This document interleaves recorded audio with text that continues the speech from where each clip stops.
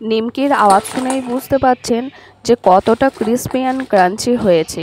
এই নিমকি বানানোর জন্য আমি কিন্তু ময়দার কোনো ব্যবহার করিনি, এটা সম্পূর্ণ আটা দিয়ে আমি বানিয়েছি।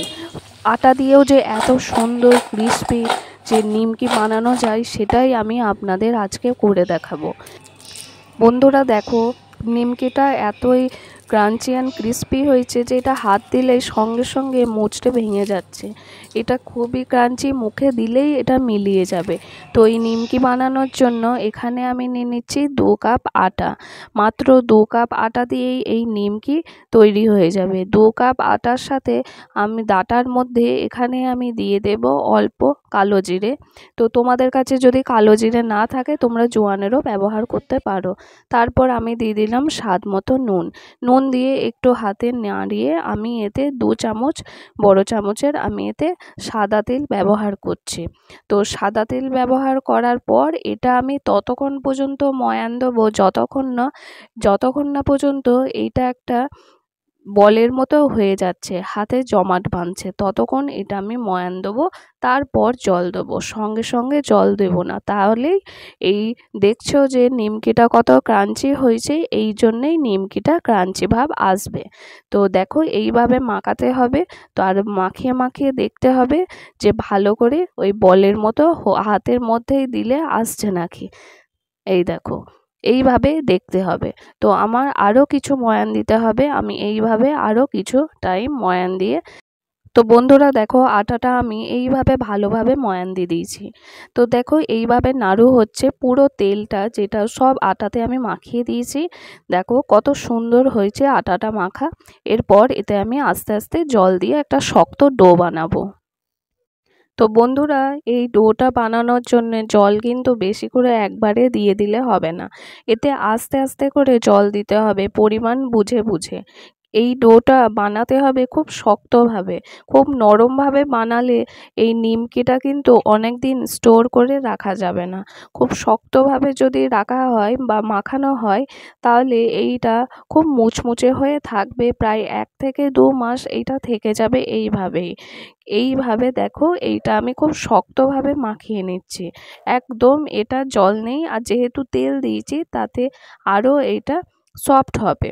তো এরপর এইটা আমি কিছুক্ষণ রেখে দেবো, মানে 5 থেকে 10 মিনিট, যতক্ষণ না আমি তেলটা চাপাই ততক্ষণ এটা রেখে দেবো, ব্যাস। তো নেক্সট পদ্ধতিতে যেটা আমি করব সেটা, এর ঢাকনাটা আমি খুলে দিলাম, 10 মিনিট হয়ে গেছে। তারপর দেখছি হ্যাঁ বেশ ভালোই হয়েছে মাখানোটা। এরপর এটা আমি বেশ ভাগ করে নেব। নিমকিগুলো বানানোর জন্য আমি কয়েক টুকরো এটা ভাগ করে নেব। তো তোমরা দেখো এইভাবে আমি আটার ডোটা কেটে কেটে একটা গোল বলের মতো করে নিচ্ছি। তারপর এইগুলো থেকে ছোট ছোট আমি নিমকি বানাবো। তো আটার ডো থেকে আমার বল বানানো হয়ে গেছে, এবার আমি এইগুলো বেলে নেব। আটা বেলার জন্য এখানে আমি অল্প আটা দিয়ে আমি বলটা ভালো করে আমি এই রকম প্রেস করে নিচ্ছি। তো প্রেস করার পর এটা আমি একটা রুটি বানিয়ে নেব।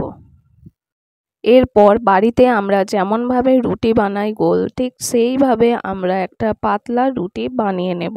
তো বানানোর পর এটা আমি, যেটা উল্টো দিক ছিল সেইটা আমি সোজা দিকে আমি সামনে, তো সোজা দিকে আমি করে নিলাম। সোজা দিকে করে নেওয়ার পর এতে আমি ছোট চামচে 1 চামচ সাদা তেল, একটু আটা আর একটু চাট মশলা, লবণ পরিমাণ মতো, আর পরিমাণ মতো একটু লাল লঙ্কার গুঁড়ো। আপনারা যদি লঙ্কার গুঁড়োটা দিতে চান তাহলে দেবেন, কিন্তু আমি বলবো দিলে ঝাল একদমই হবে না, কিন্তু খেতে কিন্তু খুবই টেস্ট হবে এই মশলা আটা নিমকির। তো এরপর দেখুন ঠিক এইভাবে ভাঁজ করতে হবে, যেমন আমি হাতে করে প্রেস দিয়ে দিয়ে এটা আমি ভাঁজ দিচ্ছি, ঠিক সেইভাবেই এটা ভাঁজ দিতে হবে, যাতে ভেতরে কোনো হাওয়া যাতে ঢুকে না থাকে। এইভাবে একটু চেপে চেপে দিতে হবে। দেখো এইভাবে ঠিক চেপে চেপে দিতে হবে। এরপর এটা আমি ছুরি দিয়ে পিস পিস করে কেটে নেব। তোমরা যদি যেমন সাইজ তোমরা রাখতে চাও ঠিক সেই সাইজে তোমরা রাখবে, আমি মিডিয়াম সাইজের করছি। তো এইভাবে করার পর আমি এইটা এই দুটো আঙুলের মাধ্যমে আমি এটা একটু চেপটে দেবো।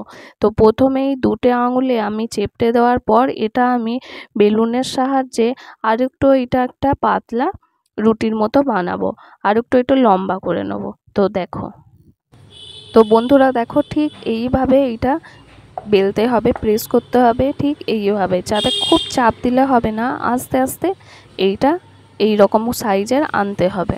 দেখো যেমনভাবে নিমকি করে, হ্যাঁ খুব হালকা হাতে এটা প্রেস করে করে এটা করতে হবে, বেশি একদম চাপ দেওয়া যাবে না। দেখো এইভাবে সবকটা আমি বানিয়ে নেব। তো বন্ধুরা দেখো, এইটা আমার বেলা হয়ে গেছে, ঠিক এইভাবে আমি নিমকির সাইজগুলো আমি দিয়েছি। তো তোমরাও এইভাবে এই নিমকির সাইজগুলো দেবে। এরপর এটা আমি হালকা তেলে ভেজে নেব। তো দেখো, তো এইখানে আমি তেল নিয়ে নিলাম। তেল নিয়ে নেওয়ার পর আমি কিন্তু গ্যাসের ফ্লেমটা একদম কমিয়ে এইটা ভাজবো। তো আস্তে আস্তে আমি নিমকিগুলো দিয়ে দিলাম সব। এইভাবে আস্তে আস্তে ছেড়ে এইটা আমি একদম হালকা জালে আমি এইটা ভাজতে থাকবো।